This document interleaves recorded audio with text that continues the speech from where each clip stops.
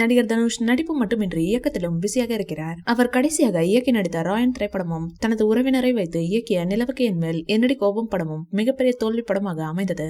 அடுத்ததாக சேகர் கமுல்லா இயக்கத்தில் குபேரா படத்தில் நடித்து முடித்திருக்கும் அவர் ஆனந்த் எல் ராய் இயக்கத்தில் தேரே இஷ்குமேன் படத்தில் நடித்து வருகிறார். இதற்கிடையே அவர் இட்லி கடை என்ற படத்தையும் இயக்கியிருக்கிறார். இந்த சூழலில் அப்படம் குறித்து புதிய தகவல் ஒன்று வெளியாகி இருக்கிறது.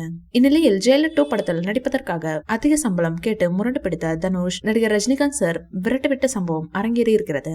ஜெயிலர் 2 படத்தின் பட்ஜெட் பெருசு என்பதை அறிந்த தனுஷ் சரி நம்மளும் நம் சம்பளத்தை உயர்த்தி கேட்போம் என முடிவெடுத்து இதில் நடிக்க ரூபாய் 25 கோடி சம்பளம் வேண்டும் என கேட்டாராம். இதனால் கோபமடைந்த ரஜினி சார் நீ நடிக்கவே வேணாம் கிளம்புடான்னு சொல்லி விரட்டிவிட அங்கிருந்து கண்ணீருடன் சென்றிருக்கிறார் தனுஷ். இதை பார்த்த தயாரிப்பாளர் கலாநிதி மாறன் என்னப்பா ஆச்சுன்னு தனுஷ் கேட்டுள்ளார். அவரும் என்ன நடந்தது என்பதை கூறியிருக்கிறார். பின்னர் தனுஷ் கேட்ட 25 கோடி சம்பளத்தை கொடுத்து அவரை ஆறுதல் படுத்திய கலாநிதி மாறன் சம்பள விஷயத்தை என்கிட்ட கேட்காம அவர்கிட்ட எப்ப கேட்ட இனி என்னிடமே கேள் என்று ஆறுதல் சொல்லி அனுப்பி வைத்தாராம். இருந்தாலும் நெல்சன் இந்த படத்தில் தனுஷை தூக்கிவிட்டாராம். பல மாதங்களாக தீவிரமாக நடைபெற்ற கூலி திரைப்படத்தின் முக்கிய காட்சிகள் அனைத்தும் தற்போது முடிவடைந்து விட்டதாக சமூக ஊடகங்களில் தகவல்கள் வெளியாகியுள்ளன.